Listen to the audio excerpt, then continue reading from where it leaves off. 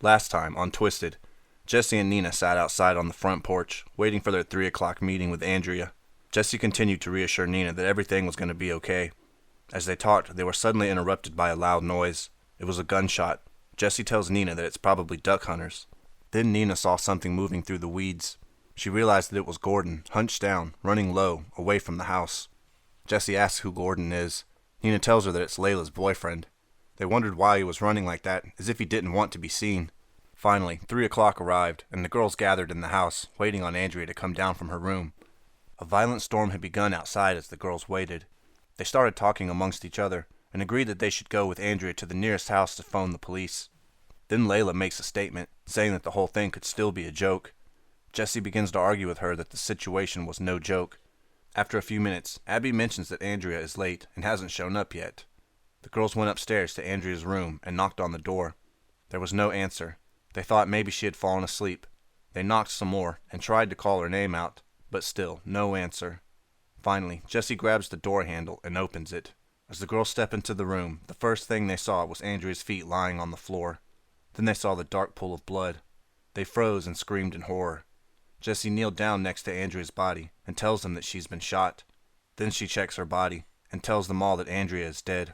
Jesse glares at Layla as she asks her the question, "Do you still think this is a joke?" Jesse warns everyone to remain calm and not to touch anything until the cops arrive. As the girls try to think of what to do, Abby gets up and claims that someone in the house killed Andrea. She begins to accuse Jesse. Nina interrupts her and defends Jesse by telling Abby that Gordon killed Andrea. Then Layla began to defend Gordon. Nina tells them they saw Gordon running from the house after hearing the gunshot. Abby says Gordon would have no reason to kill Andrea. Their argument was eventually interrupted by a knock at the door. They headed to the door thinking it was the bus driver, but they were surprised to see Gordon when they opened it. He was soaking wet from being caught in the storm. As he stepped into the house, Nina instructed for the girls to grab and subdue him, but the girls were too nervous to react. Gordon asked what was going on. Jesse tells him they saw him running from the house after the gunshot went off. Before he could reply, Abby tells everyone he came to see her. She tells everyone that they were together last night. Gordon tells Abby that she's lying, that he had actually come to see Layla instead. They all looked at Layla as she agreed with him. Layla began to feel sorry for Abby. She believed Abby was having trouble accepting the truth about her and Gordon. Layla realized that she still cared a lot about her old friend. Gordon says that he stayed the night with Layla and woke up late in the afternoon and tried to leave unnoticed. But after the storm began, he came back to the house. He tells the girls that if they wanted to lock him into a room, he was fine with it. He knew he had nothing to hide. Layla began to get upset with Gordon that he was giving in to the girls' demands. After Gordon left the room, Layla told Abby she needed to have a talk with her. Abby told Layla to meet her in her room when she was ready. Layla thought to herself before talking to Abby. She thought back on all the things that happened a year ago with Abby and the things that had taken place during the weekend trip. She realized that Abby must still be in love with Gordon. She knew she had to set the record straight with Abby. Layla was so sure that the weekend had been a sorority prank, but now 2 people were dead. She didn't know what was real anymore. All she knew was that her problem with Abby was all she could handle right now. Layla wished she could be up in the room with Gordon, safe in his arms. But Layla got up and began to head upstairs as she knew it was time to have her talk with Abby. Chapter 17. Layla paused for a moment outside Gordon's room. She put her ear up close to the door and listened. Silence. Knowing Gordon, he had probably climbed under the covers to get warm and had immediately fallen asleep. She suddenly remembered the first time Gordon had come to her house. He was grudgingly taking her to some sort of school dance, and she had been so eager for her parents to meet him. He allowed himself to be ushered into the den, and the usual small talk had followed. Layla was upstairs, having trouble getting her hair right. They heard a noise in the basement. Layla's parents excused themselves for a moment to go see what the trouble was, and when they returned a few minutes later, there was Gordon, sound asleep on the den couch. Her parents had referred to him as Rip Van Winkle ever since, and joked about how lazy and sleepy he always was. When Gordon didn't go to college in September, and didn't have a job either, their jokes about him became serious. Layla finally had enough, and, during a screaming fight, had demanded that they stop bugging her about him. Her parents, who were just as frightened of Layla's temper as her friends were, immediately agreed to her demand. Gordon was never mentioned in the house again. Sighing, Layla stood at the bedroom door, listening to the silence for a few more seconds. She wished she were in there with him. Shaking her head sadly, She walked next door to the room she shared with Abby. Calm, girl. Be calm, she told herself. Just make everything clear to her. Say what you have to say and split. Don't let it get emotional. Don't upset her, or yourself. You can handle it, Layla. You've got to. I tried being nice to her, Layla thought. I really tried. I tried to pretend that we could be friends again. I didn't want to make her uncomfortable, so I pretended. Now, no more pretending. Layla took a deep breath and pushed open the heavy door to the bedroom. All of the lights had been turned on. Abby was seated at the dressing table. Her back was turned to Layla.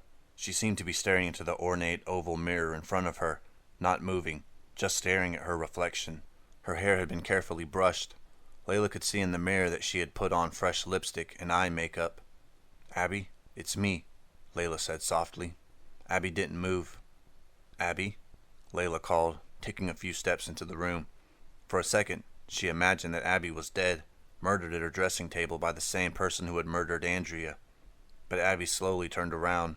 Abby's green eyes opened wide, not in surprise, but in pleasure. She grinned at Layla, a weird lopsided grin. "Abby, are you okay?" At least 10 seconds passed before Abby answered. "I'm not Abby," she said finally in a hoarse voice. "I'm Gabriella." Chapter 18. Layla gripped the back of an armchair. "What?" "You heard me." Her crooked smile spread across her face as if she were celebrating some sort of triumph. "Now, listen, Abby." Layla stayed behind the armchair, using it as a shield, afraid to come any closer. "I told you, I'm not Abby. Abby is gone. I'm her sister, Gabriella." "Abby doesn't have a sister," Layla said softly. She immediately regretted saying it. "I am her sister." Abby, in a rage, jumped up from the small chair. She tossed her head back, her smooth black hair flowing with it. "I am her loyal sister," she said, spending a long time on the word loyal. "Gabriella?" Layla, trying not to be obvious, looked toward the door. Could she make a run for it? How could this all be happening in a house with no telephone? A dead girl in one room, Gordon locked up in another, and a crazy girl in this room. It's a nightmare, Layla thought. A nightmare with no escape. Running out of the room wouldn't help matters, she decided. Maybe she could calm Gabriella, soothe her. Maybe she could get Abby back. "Listen, Abby. Stop calling me that." "I'm sorry, I meant Gabriella." Layla was thinking hard. How should she talk to her? What should she say? She had seen cases of split personality on TV, in movies, but she never imagined she would ever really be in a room with someone who had suddenly assumed a new identity, a whole new personality, a new voice. "I am Abby's loyal sister," Gabriella repeated, speaking slowly, in a purring cat-like voice. "And I don't like what you did to my sister." "I am your sister's friend," Layla said, also talking slowly. "No, you're not." Her chin trembled. She looked for a second as if she might weaken, but her eyes pierced into Layla's, cold and hard. "I think you should pay for what you did to my sister," Gabriella said flatly, without any emotion at all. "But I didn't do anything," Layla protested weakly. "It wasn't right to steal my sister's boyfriend." Layla felt as if she were dropping down a dark pit, a dark, bottomless pit. She would never stop falling. This conversation would never end. Down, down, down, until they both disappeared into the darkness. "I don't know what to say," Layla said, feeling her knees start to collapse.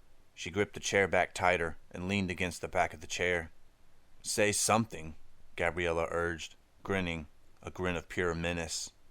"I didn't steal your sister's boyfriend. I didn't steal Gordon. It just happened." Gabriella stared back at her, unmoved. Was she waiting for Layla to say more? What more could Layla say? "Things like that happen all the time, you know," Layla heard herself blurt out. "And people don't go crazy from it." No. Why had she said that? Layla struggled to get back in control. It would do no good to have two crazy girls in the room. "What did you say?"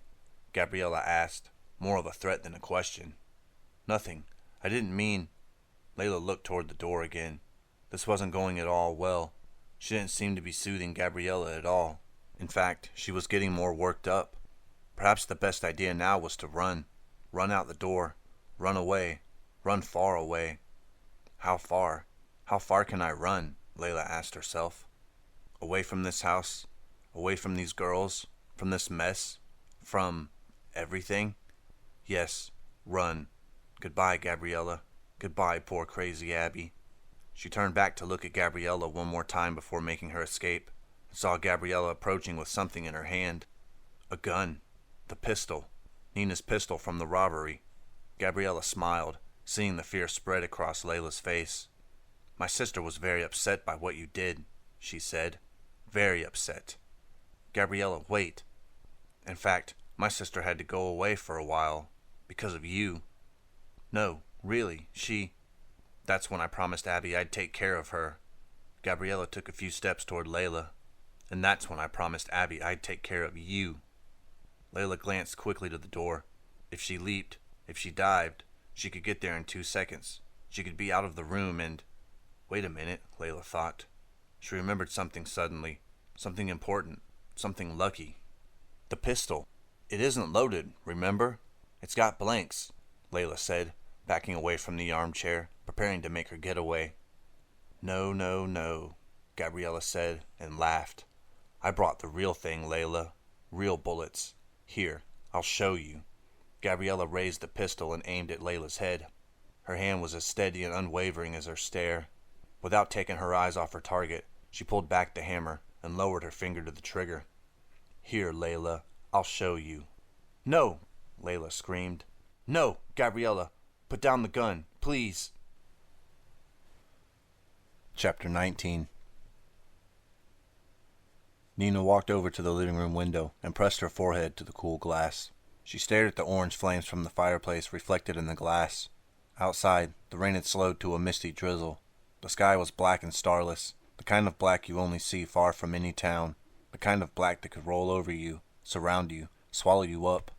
For some reason, she thought of her room back home with its yellow flowered wallpaper and lacy white curtains. Her parents hadn't touched it since Nina had moved into the dorm. Nina smiled as she watched the reflection of the flickering flames. A gust of wind shook the low hedge outside the window. Maybe she had been in too big of a hurry to move into the dorm. Maybe she should have lived at home for one more year. Going to college was such a major change. Maybe she didn't need the added pressure of living on her own. Or, even worse, living with Layla. Layla. Nina turned from the window and searched the quiet living room for her roommate. Emily was sitting silently on the sofa, staring into the fireplace. Ruby and Rebecca were feeding kindling to the fire. Jessie was in the dining room, slurping up a bowl of cornflakes. Layla wasn't in her usual place, the big, overstuffed armchair across from the sofa. She must still be upstairs, Nina thought. Maybe she sneaked in to spend some time with Gordon. Or maybe she was with Abby. Abby wasn't in the room either. What was Abby trying to prove with that speech about Gordon coming to see her? Nina asked herself. Was she just trying to provoke Layla? If so, I'm sure she succeeded. What was the point of it? Did she say all that to try to protect Gordon? It was a pretty lame attempt. Abby didn't really believe that Gordon had come to see her, did she? Nina turned back to the window. She forced herself to stop thinking about Layla and Abby. She didn't want to start sobbing again. It had taken her so long to get it in control. She thought of her bedroom at home again. The flowery wallpaper will have to go, she told herself. No. She shook her head. No. I'm not moving back home. I'm just upset. I'm out for good. I'm on my own. No way I'm going back to being a kid. I'm going to be a Trigam and live in the Trigam house, the best house on campus. It made her feel good to stand up to herself, to defeat her weaker impulses. It made her realize that she was stronger than she thought, stronger than she gave herself credit for. It would be nice just to talk to her parents, though. Looking down, she saw the cord. She stared at it for a while before it clicked into her brain what she was seeing. A telephone cord. If there's a cord, maybe there's a phone. The cord ran along the floor molding. Nina quickly dropped to her hands and knees and began to follow it, squeezing behind curtains and chairs. Nina, what are you doing? Rebecca called from beside the fireplace. A phone cord, Nina told her, pushing her way through a thick spider web filled with dead flies. I found a phone cord. It's probably just an old cord. Andrea told us there were no phones, Jessie called from the dining room. It doesn't look old, Nina called up to them. Help me look. You're wasting your time, Jessie called with a mouthful of cereal. But Emily, Ruby, and Rebecca joined Nina down on the floor. They followed the phone cord the length of the living room. In the corner, beside a large mahogany break front, the cord ended in a phone jack. Look, it's a modern jack, the kind you just plug in, Rebecca said. That means there was a phone here fairly recently, Nina said. Come on, let's follow the cord in the other direction. Do you think there's been a phone here all along? Nina asked, showing a spark of life for the first time since they returned from town. Why would Andrea lie to us? Jessie asked, walking quickly into the room. She said there was no phone. Maybe she wanted to scare us, Ruby said. And then, remembering the scene in Andrea's room upstairs, she added quietly, Poor Andrea. We'll call the police first, Nina said, scurrying along the baseboard, following the gray cord out of the living room and into the dining room. Then we'll call our parents. Suddenly, they all froze in place. Did you hear a crash? Emily asked. They listened for a few seconds. I thought I heard a crash upstairs, Emily said. They listened again. Silence. They decided to continue tracking down the phone. They traced the cord behind an oak cabinet, turned the corner, and followed it into the kitchen, where it disappeared behind a long Formica counter. Now what? Rebecca asked. See if it comes out the other side, Nina said. They scurried around the counter. Yes, look, Nina stopped because she saw the end of the phone cord. It was resting on the other end of the kitchen counter. There was no phone attached to it. She felt more anger than disappointment. There was a phone here, she cried. Somebody must have hid it. Maybe it's in a closet or a cabinet or something, Emily suggested. Let's search everywhere, Nina said. We've got to find it. We've just got to. She pulled open the cabinet doors above the countertop and stood on tiptoes to see what was inside. Cups and saucers, dozens of them. She slammed the door shut. Spread out, everyone, Rebecca said. It could be anywhere. As Nina moved to the next cabinet, the other girls started to leave the kitchen, but they stopped at the doorway when they heard the screams. I think they're coming from the basement, Rebecca stammered, her little mouse voice barely a whisper. A few minutes earlier, Gabriella had flicked on the light over the steps to the basement. She gave Layla a hard shove in the back with the muzzle of the pistol. Down, she said in her throaty, hatred-filled voice. Quickly. Layla peered down into the basement. What was scampering across the gray floor? Rats? As she started reluctantly down the narrow wooden steps, she inhaled the musty basement air, cold and wet. She stumbled and started to fall, but caught herself at the last moment, gripping the damp wooden banister that ran along the stairway. She felt the pistol press into her back again. Gabriella, please. Get down those stairs, Rebecca whispered, pronouncing each word slowly and carefully. I'm going as fast as I can. Shut up, or I'll shoot you right here, Gabriella threatened. The fury in her whisper told Layla that it wasn't an empty threat. Her heart pounding, Layla stepped into the basement. Again, she heard the scratching of little feet against the concrete floor. She shuddered and hugged herself without realizing it. Wake up, Layla. Please, wake up from this nightmare. A dust-encrusted bulb hung down from the ceiling. Gabriella pulled the string and it came on, throwing dim yellow light over the large, cluttered area. Stacks of brown, rotting newspapers lined the far wall. Old furniture was strewn everywhere. Cracked tables, a broken vase, an armchair with one leg broken off and its cushion missing. The stench of mildew was overpowering. From somewhere across the room, the steady drip, drip, drip of rainwater seeping into the basement accompanied the sound of scampering rats. I feel sick, Layla said. Gabriella laughed. What are you going to do? Why did we have to come down here? Maybe if I keep talking to her, she'll snap out of it, come to her senses, Layla thought. If I just keep talking to her long enough, she'll go back to being Abby. She'll let me get out of this horrible basement. She won't shoot me. Why don't you answer my questions? Layla asked, unable to keep the desperation from her voice. Why did you bring me down here? Why do you think? Gabriella answered, stepping over a wet clump of rags. I don't want them to find you. Find me? Layla gasped. They won't think of looking down here, Gabriella said, suddenly sounding pleased with herself. She laughed again. They'll probably think you ran away. You know, off into the woods or across the dunes or something. They'll think you escaped. But Gabriella, you... Gabriella gestured with the pistol. Get back against the newspapers. But they're wet, Layla protested. Couldn't we sit down upstairs and talk this over? Really? Ignoring her question, Gabriella gestured again with the pistol. Her green cat eyes caught the yellow light. Her mouth twisted into a dark red sneer. They'll think you escaped, she repeated. But you won't escape, Layla. You won't escape. You're going to kill me? No reply. But why, Gabriella? Why? Silence. Then, one more murder won't matter, will it? You mean Andrea? Did you kill Andrea? No reply. Gabriella raised the pistol. But they'll hear you, Gabriella, Layla said, raising her hands over her face. They'll hear the shot. They'll come down here. They'll catch you. I closed the door behind us, Gabriella said, smiling again. I'm a smart girl, she said, practically purring. They won't hear. No one will hear. Layla kept her hands in front of her face. Don't do it, please. Don't shoot. I have to, Gabriella said. I promised my sister. I can't break a promise, can I? If only we could... Layla heard the click of the pistol hammer being pulled back. Goodbye, Layla, Gabriella said. Chapter 20. Stop, Abby. Put down the gun. Layla lowered her hands from her face. Gordon, how did you...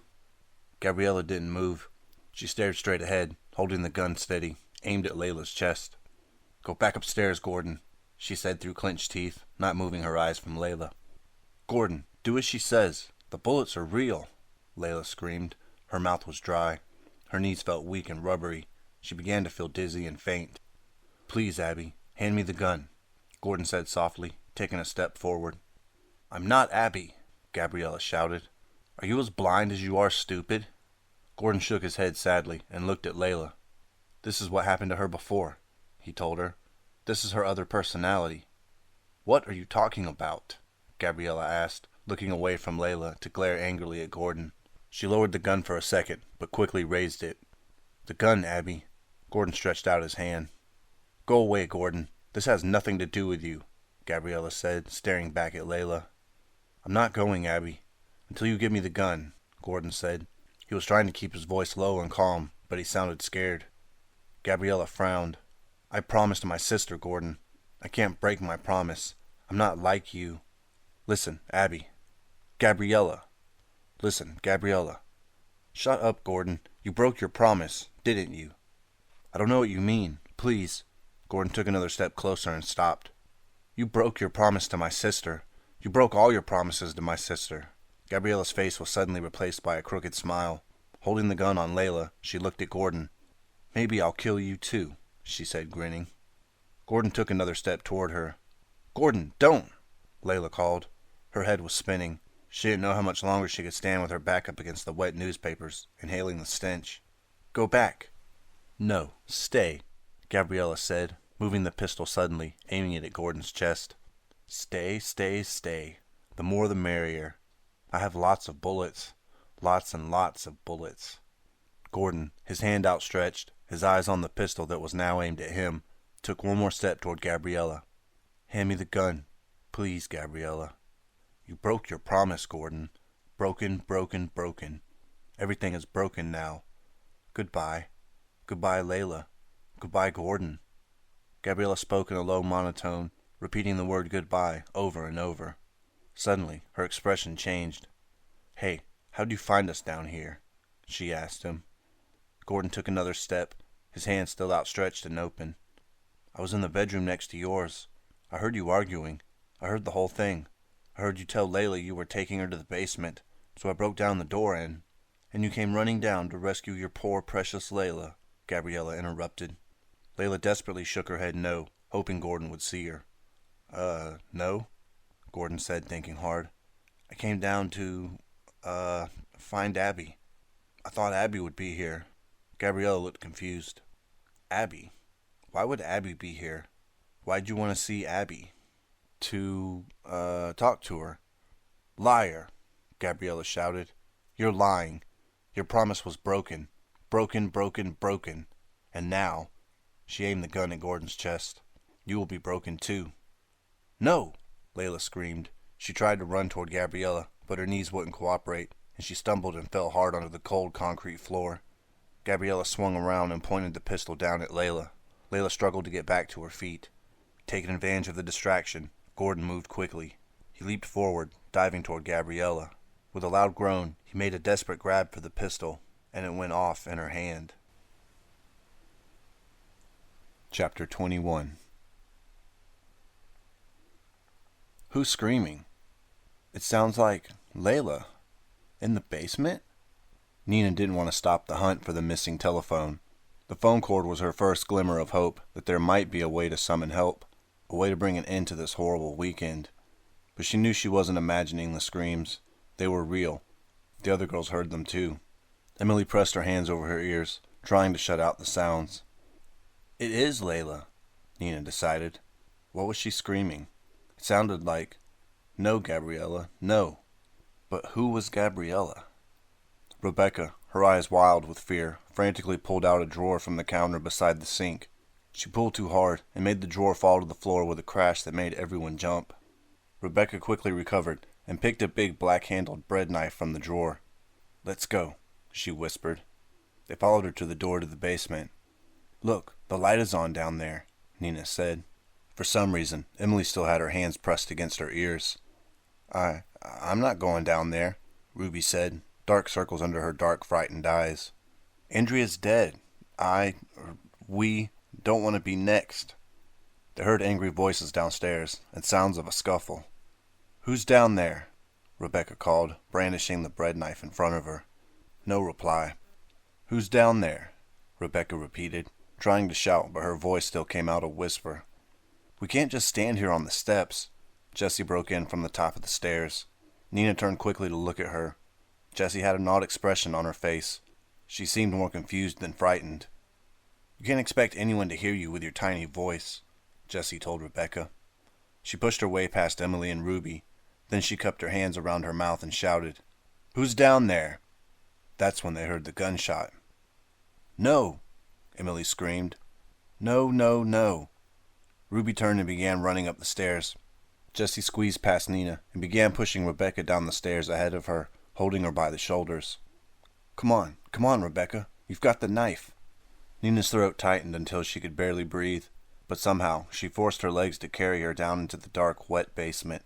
She and Emily followed behind as Jessie continued to push Rebecca toward the sound of scuffling. The first thing the girl saw was the pistol. It was lying in the middle of the floor, in front of a torn armchair. A few yards behind it, Gordon and Abby were wrestling on the ground, cursing, pulling at each other's hair, rolling on the wet floor, screaming, struggling to reach the gun. "Let go of me, you creep! Let go of me!" Abby was shrieking. She pounded her fist on Gordon's chest.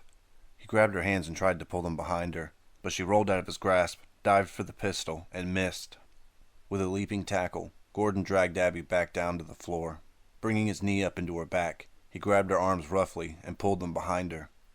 "Ow! Ouch! Stop!" Abby screamed. She tried to reach her head back to bite at him, but he was holding her at too great a distance. "Gordon! Gordon!" Someone in the shadow of the wall was screaming. Staring into the darkness, Nina saw Layla, leaning against a stack of old newspapers, her hands tearing at her tangled hair. "Gordon! Gordon!" Abby struggled to duck out of Gordon's grasp. He jerked her hard, holding her arms tightly until she cried out in pain. "Gordon, what are you doing?" Nina screamed. Was it true? Had Gordon really been the one who killed Andrea? And was he trying to kill Abby now? Nina didn't know what to think. She saw Rebecca, the big knife wavering in her trembling hand. Jessie stood at her side, still looking confused. Emily hid behind one of the old armchairs. Ruby was at the foot of the basement steps, ready to run back up to safety. Suddenly, Nina knew what she had to do. Walking quickly, she got to the pistol, picked it up, and aimed it at Gordon and Abby. "Let her go, Gordon," she said, trying to sound firm. Startled, Gordon looked up at her. "Nina, you don't understand." "Let go of Abby," Nina shouted, holding the pistol in both hands to keep it steady. "I'm not Abby," Abby shrieked. "I'm not Abby." Like a frightened animal caught in a trap, she pulled and pulled, struggling to free herself from Gordon's grasp. "Gordon, let her go," Nina repeated, but her voice revealed her uncertainty. "Put down the gun, Nina," Gordon groaned, his face bright red from his efforts to subdue Abby. "Please." "But why are you doing that to Abby?" Nina insisted, taking a step back. "I'm not Abby. I'm Gabriella. I'm Gabriella." Nina lowered the gun. She suddenly realized what was happening. She shook her head sadly. "Poor Abby," she said. "Poor Abby." She looked down into the angry, distorted face of her old friend. "I'm not Abby." "Poor Abby," Nina repeated. Nina's soft words seemed to affect Abby. She closed her eyes. Her shoulders slumped. She bowed her head. She stopped struggling. She gave up. Gordon! Gordon, are you okay? Layla came running out of the shadows. She pulled Gordon to his feet and threw her arms around him. Her fear burst out of her in a torrent of words. Are you okay, honey? Did she hurt you? When that gun went off, I just froze. I was so afraid. But you're okay, honey? You're okay? Yeah, I guess, Gordon managed to say. He lowered his head onto Layla's shoulder, trying to catch his breath, waiting for his heart to stop pounding against his chest. I'll kill you, Layla, Abby said quietly, without looking up. She was still on her knees, her head down. I'll kill you. A smile spread across her face. Abby, Nina started. Is there anything I can do? Anything I can do to help? But Abby was in her own world. She didn't seem to hear Nina. I'm Gabriella, she said in her throaty voice. Gabriella, not Abby. I killed Andrea, and I killed Miss Driftwood.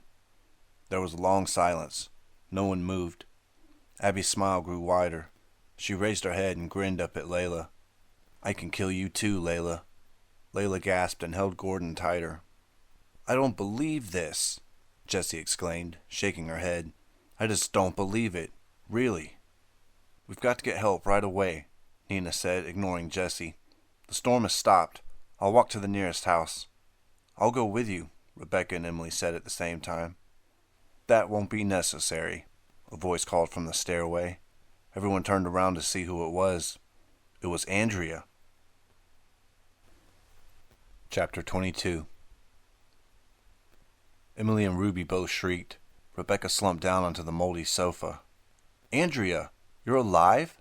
But how? Andrea walked up to them smiling. I guess the game is over. You girls did great.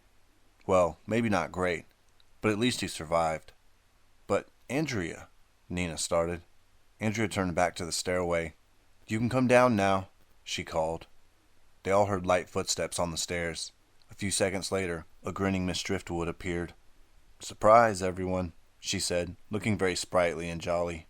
Congratulations, people, Andrea said, holding both arms out as if she wanted to hug them all. You've made it. You are Trigams now. It was all a joke? Nina said, looking first at Andrea, then at Miss Driftwood. The whole horrible weekend was just a joke? Nina, don't look so disappointed, Andrea said, annoyed. Did you like it better when I was dead? No, of course not, Nina said quickly, shaking her head. But we were all so scared, so miserable. I've been crying non-stop ever since we... I guess I'm a pretty good actress, Miss Driftwood said, beaming, completely unaware that Nina and the others were not in appreciative mood. Andrea, what was the point? Rebecca said angrily. What was the point of frightening us like that? We do it every year, Miss Driftwood declared proudly. What a hoot. We do it every year, Andrea repeated. It's a test. A test of courage, I guess. You just can't walk in and be a Trigam. You've got to earn it. Now come on, people, cheer up. You've all earned it. You're all going to be Trigams now. Andrea was obviously disappointed by the silent response this news brought. Well, I know it'll take a little while for the shock to wear off, she said, forcing her smile back. This happens every year, but I just want to say how proud I am, and, Nina jumped to her feet and stepped up to Andrea, a determined look on her face. This may sound stupid, but I'm gonna say it anyway, Nina said, unable to keep the anger from her voice. I just want to say how disappointed I am, how hurt and disappointed at everything. You know, Andrea, I wanted to be a Trigam more than anything else in the world, to belong to part of a group, not just any group, but the best group. That's what I wanted to be for once in my life. I was even willing to commit a crime to be able to join that group. Isn't that amazing? Well, I'm not just disappointed that the Trigams would pull this stupid prank on their pledges. I'm not just hurt. I'm ashamed. I'm ashamed of the Trigams. I'm ashamed of myself. Nina stared hard into Andrea's eyes. That's all I have to say. Andrea looked away. Well, Nina, I'm sorry, she said, almost in a whisper. If you don't want to join the Trigams... Wait a minute, Nina interrupted. I didn't say that, Andrea. I'm joining the Trigams. I'm not walking away. I earned my place this weekend. I'm not giving it up. Andrea looked confused. But you just said... I'm going to be a trigam, Andrea, Nina said, growing more confident as she spoke. And I'm going to see to it that it does become the best sorority on campus. And the first thing I'm going to fight for is to get rid of this awful weekend you make your pledges go through every year. Fine, Nina, fine, Andrea said, backing toward the stairs. It was just a joke, you know. You'll all survive. Wait a minute, Andrea, Layla called. What about Abby? Abby didn't survive your little joke. Andrea's mouth opened in surprise. She looked down to the floor, seeing Abby for the first time. Oh my God, what happened to her? It's a long story, Layla said softly. We've got to get help for her. Andrea blushed. Yes, of course. We'll phone for help immediately. Come on. She began running to the stairs. There is a phone? Nina called. Yes, it's hidden in the upstairs linen closet, Andrea called back, already halfway up the stairs. Miss Driftwood and the other girls followed. Nina bent down and took Abby's hand. Do you want to come upstairs?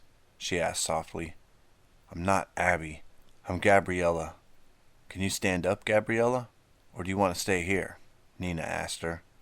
I'm not Abby. I'm Gabriella. Is there anything I can do to help? Startled, Nina looked up to see Jessie standing above her, looking very concerned.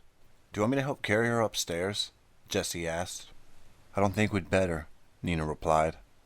I'm not Abby. I'm Gabriella. We'd better just stay with her here until help arrives, Nina said. Hey, Jessie. What? I don't get it. In the antique store, we all watched you examine Miss Driftwood. You said she was dead. And then, I remember it so clearly, you were the one who examined Andrea up in her room, and you said she was dead. Jessie grinned. I guess you figured it out, Sherlock. You mean... That's right, Jessie said. I was in on the joke. You see, my big sister was a trigam, and she told me about this stunt that the trigams pull every year with their pledges. Andrea knew I knew. So you knew it was all just a put-on the whole time?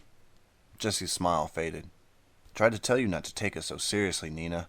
Not to be so upset, she said. I tried to. But you saw how upset I was, Nina cried, growing angrier the more she thought about it. And you saw how scared everyone was. How could you, Jessie? How could you keep on with the joke when you saw how awful we all felt? Jessie shrugged. What choice did I have? She asked. I gave my word to Andrea and the other officers. Then she quickly added, Besides, it's all over now. Trigam pledges go through the same thing every year, you know. It's not like you're the first or anything. Yes, but... Jessie made a face. Next, I suppose you'll blame me for Abby here. No, Jessie, you're not the one to blame for Abby. It was Layla who had replied. She had been standing there with Gordon all along. I'm not Abby, Abby said from her kneeling position on the floor. She seemed dazed, unable to focus or comprehend what was happening. I'm to blame for Abby, Layla said, tears forming in the corners of her eyes. I guess I... She couldn't hold it all back any longer. The tears that began to slide down Layla's cheeks unleashed a flood of emotion. Layla fell to her knees beside Abby, sobbing loudly. She wrapped her arms around Abby and hugged her in a tight embrace. You were my best friend. My best friend, Layla said. She began to pet Abby's smooth black hair. Abby stared at the wall. I'm so sorry, Layla said through her tears. I'm so sorry, Abby. Can you hear me? I never wanted this to happen. Never. We were such good friends. Such friends. Can you hear me? Tears formed in Abby's eyes, too. Layla began to laugh. She was laughing and crying. It felt good to let it all out. And maybe she was getting through to Abby. Tenderly, Layla continued to pet Abby's hair. She began to feel a little better, a little calmer. It was good to unburden all that guilt, all that grief she had held in for so long. Now she felt lighter than air. She stopped crying. Layla, you really can't blame yourself for what's happened to Abby, Nina said softly, putting her hand on Layla's shoulder. Layla smiled up at her. They heard the high wail of an approaching siren. That's probably an ambulance for Abby, Layla said. I guess Andrea reached someone. Go on upstairs. You've had a terrible scare, Nina told Layla. I'll wait here until they come for Abby. Okay, Layla said. Goodbye, Abby. Goodbye. I'll see you real soon. Gordon gently pulled Layla to her feet and led her up the stairs.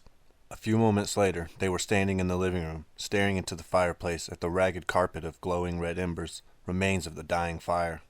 Layla took Gordon's hands in hers and squeezed them tightly. His hands were warm. Hers were cold as ice. She had the feeling she would never get them warm. "I must look a mess," she said, blowing a strand of hair from her eyes. "I've seen you look better," Gordon said, and then laughed. "I want to go away," she said, pressing her forehead against his shoulder. "Away? Where?" He lowered his head to kiss her forehead. "Nowhere. Anywhere. I don't know. Home, I guess. Home to take a long hot bath." He smiled. "Then what?" "Then I'm going to go to classes, and work hard, and have fun. I'm going to forget all about the trigams." "Whoa." He backed away from her. "What did you say? What do you mean? You are a trigam now." "Well, I'm quitting," Layla said. "Quitting?" "Yeah, I don't want to be a trigam. I mean it." She stared down at the warm embers. "I just want to be with you." Gordon's shocked expression turned to a pleased smile. "You're serious?" he said. "I don't believe it. You went through this whole horrible weekend. You made it. And now you're quitting?" "You heard me," Layla told him, pulling him close again. "Quitting." He grinned at her. "You really are twisted," he said, lowering his head to kiss her lips. "But I'm glad." Two paramedics in white lab coats walked quickly across the basement floor to help Abby up. They stopped a few feet away from her. She didn't seem to notice them. All of her attention was on her sister. "Gabriella, I asked you not to embarrass me," Abby scolded, sounding more weary than angry. "I didn't embarrass you," Gabriella replied in her throaty voice. "I protected you." "But the other pledges, what will they think?" Abby asked, staring around the basement, not focusing on anything. "I warned you, Abby, not to pledge the sorority," Gabriella said. "You and I don't belong in a sorority." "But we're not the same person, Gabriella," Abby protested weakly. "You've got to let me live my own life." "Of course, dear," Gabriella said. "I only want to protect you. That's the only reason I'm here." The paramedics gently helped Abby to her feet and led her into the ambulance. "What's happening?" Abby cried, her voice tightening in alarm. "What are they doing? Where are they taking me?" "Don't worry, dear sister," Gabriella purred. "You'll be okay." A wide grin spread across her face. "I'm coming along, too."